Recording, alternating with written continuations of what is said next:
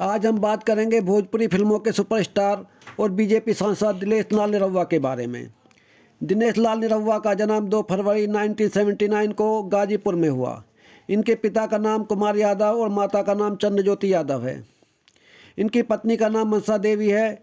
इनके छोटे भाई का नाम प्रवेश लाल यादव है, जो भोजपुरी फिल्मों के सफल अभिनेता हैं। इनकी बहन का नाम ललिता यादव है।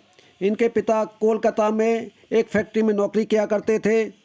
निरहुआ के बचपन का समय कोलकाता के बेलघोरिया अगरपारा में बीता। यहीं पर इन्होंने प्रारंभिक शिक्षा प्राप्त की और दिनेश लाल यादव 1979 में पिताजी के साथ अपने ग्राम टंडवा वापस आ गए। इसके बाद इन्होंने बीकॉम मलिकपुरा कॉलेज गाजीपुर से किया। इसी समय इनके पिताजी ने नौकरी के लिए कहा। तब इन्होंने सोचा कि घर में गाने बजाने का माहौल है, उसी को अपनाया जाए। इनके ताऊ के लड़के विजय लाल यादव बिरहा के बड़े गायक थे और इनके चाचा के लड़के प्यारे लाल यादव कवि थे, जिनको कवि जी नाम से भी पुकारा जाता है। दिनेश लाल यादव ने कवि जी से इस बारे में पूछा तो उन्होंने कहा, इस पेशे को अपनाने में कोई बुराई नहीं है। इसके बाद दिनेश लाल निरहुआ ने बारात व गाने के कार्यक्रम में जाना शुरू कर दिया। बहुत कम आदमी आते थे, कभी कभी गाने के पैसे भी नहीं मिलते थे, अब तो वापिस पैदल आना पड़ता था। सारे ढोलक हारमोनिया आदि सामान को साथ लाना पड़ता था। एक बार निराशा में निरहुआ ने गायन का पैसा छोड़ना चाहते थे।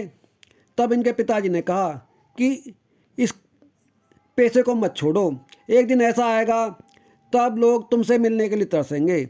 सन 2001 में इनके पिता का देहांत हो गया। बड़े बेटे होने के नाते घर की सारी जिम्मेवारी इनके ऊपर आ गई, तो ये घरेलू कार्यों में खेती बाड़ी भी करने लगे। इसी बीच कुणाल कंपनी के लिए कैसेट गाया, बुढ़वा में दम्मा खूब चला। 2003 में 20,000 रुपये लगाकर एक कैसेट बनाया। निरहुआ सटल रहे, परंतु उस कंपनी ने नहीं लिया जिससे कॉन्टैक्ट हुआ था। तो निरहुआ उस कैसेट को टी सीरीज कंपनी के पास ले गए। कंपनी ने भी कह दिया, दे जाओ, बिक जाएगा तो पैसे ले जाना। उसके बाद बरसात का मौसम आ गया।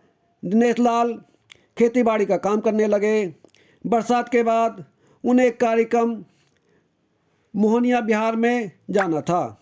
जब वो कार्यक्रम में जा रहे थे तो रास्ते में भीड़ बहुत ज़्यादा थी और काफ़ी भीड़ थी। दिनेश लाल समझ नहीं पा रहे थे कि भीड़ इतनी कहाँ जा रही है।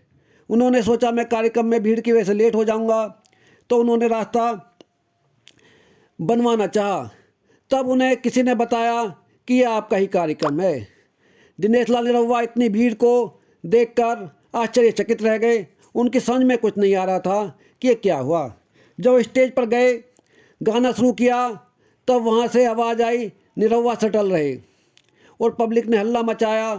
तब दिनेश लाल यादव को आभास हुआ कि जो कैसेट कंपनी को दे के आए थे वो वायरल हो चुका है, लोकप्रिय हो चुका है और उसी के दम पर इतनी भीड़ आई हुई है। उसके बाद निरहुआ ने मलाई खाए बुढ़वा में छैला बिहारी का रोल किया, जो एक सहायक का रोल था। उसके बाद निरहुआ को फिल्में मिलने लगी।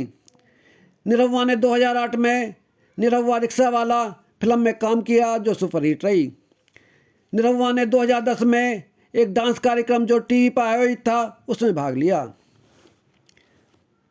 उनका एक वर्ष में 5 भोजपुरी फिल्में हिट देने का रिकॉर्ड है, जैसे पटना से पाकिस्तान, निरहुआ रिक्शा वाला 2, जिगरवाला, राजा बाबू और गुलामी।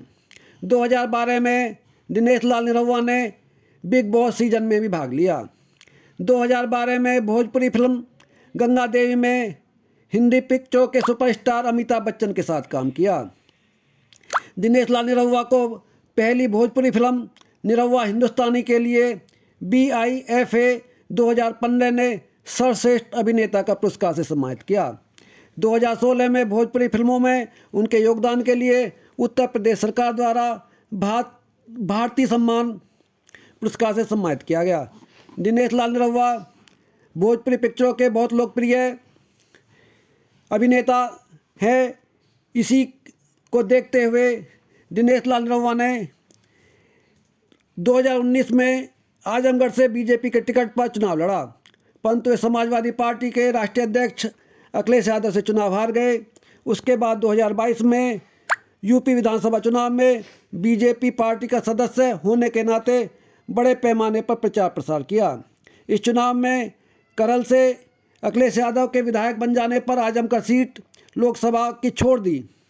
इस प्रकार खाली सीट से निरहुआ ने दोबारा आजमगढ़ सीट से लोकसभा सदस्यता हेतु चुनाव लड़ा। निरहुआ ने समाजवादी पार्टी के बड़े नेता धर्मेंद्र यादव को हराया। निरहुआ नवयुवकों के लिए प्रेरणा देते हैं। यहाँ तक पहुँचने के लिए निरहुआ ने बहुत संघर्ष किया। निरहुआ समाज सेवा में भी काफ़ी सक्रिय